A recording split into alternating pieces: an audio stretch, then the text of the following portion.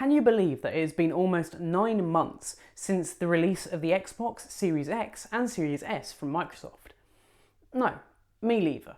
But the question on everyone's lips is, how have these consoles stood up over those past 9 months? And that's the question that we're going to answer today. Hello everybody, my name is Robert and this is Review Clue.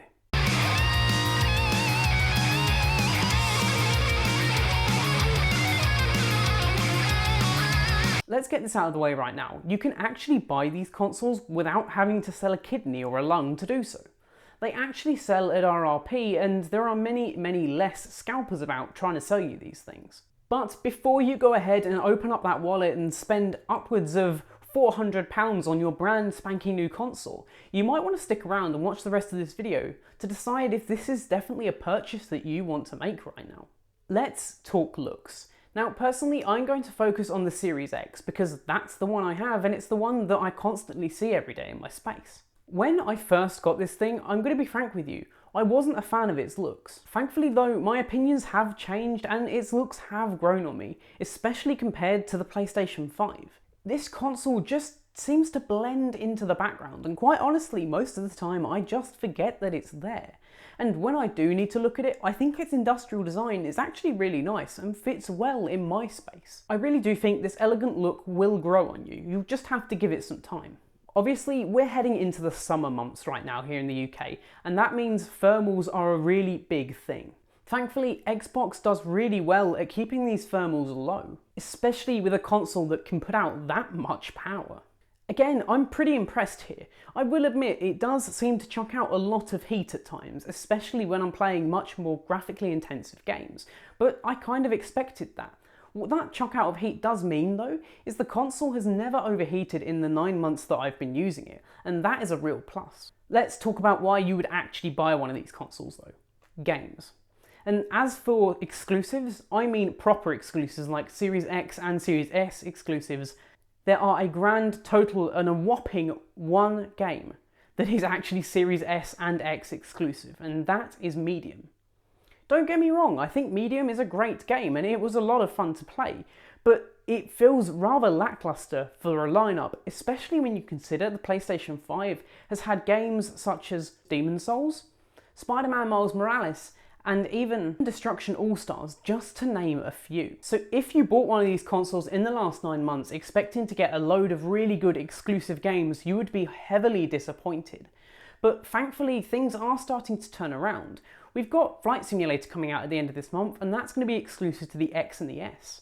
And as we move forwards, we're going to be starting to see a lot more games really making use of these powers and becoming exclusive titles. We're going to start to see a sheer number of games that you can play right now on your Series X and S coming up. Once we start, quite honestly, I don't think we're going to stop anytime soon, and I cannot wait to see some of the exclusive games that are going to make use of all of that power. If you are enjoying this video, why not drop down there and give that like button a cheeky click. Also, while you're down there, just make sure that you haven't got that weird YouTube glitch. Sometimes the subscribe button shows up as red, and all you need to do is just click that to make sure that you haven't got a glitched out YouTube. It should turn white. That's when you know that it's all fixed.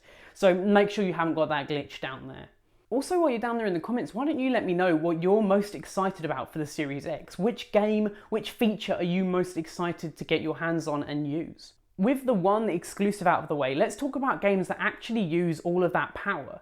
And there are actually quite a few, with many of the titles coming out in the past year having X and S optimized versions. For example, Assassin's Creed Valhalla. And quite honestly, these look and feel incredible, especially if you have a 4K 120Hz display, be that a TV or a monitor.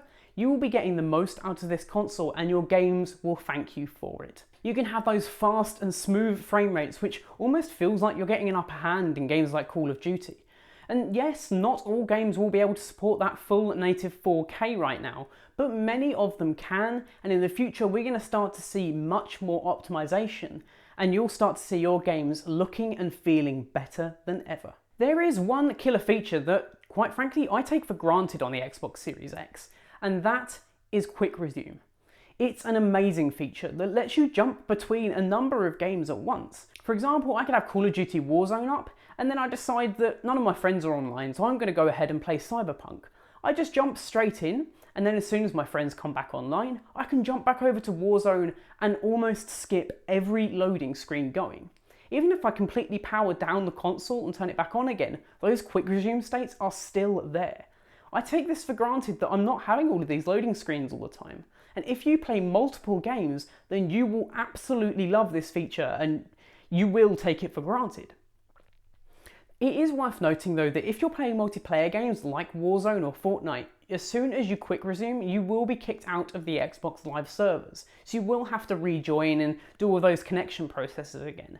It doesn't remove the loading screen altogether, but it certainly makes it a little bit quicker to get into the games that you love. To answer two questions, what was the first 9 months like for the Xbox Series X? Quite honestly, I think like any Xbox life cycle and any game console life cycle, the first couple of months have been pretty lackluster, especially in terms of those exclusive games. And two, I think now is the perfect time for you to pick up a Series X or S, purely because of all of these new games and features that are coming that, quite frankly, I don't think you'll be able to play without. Anyway guys, if you enjoyed this video, let me know in the comments section down below and I will catch you in the next one. Adios.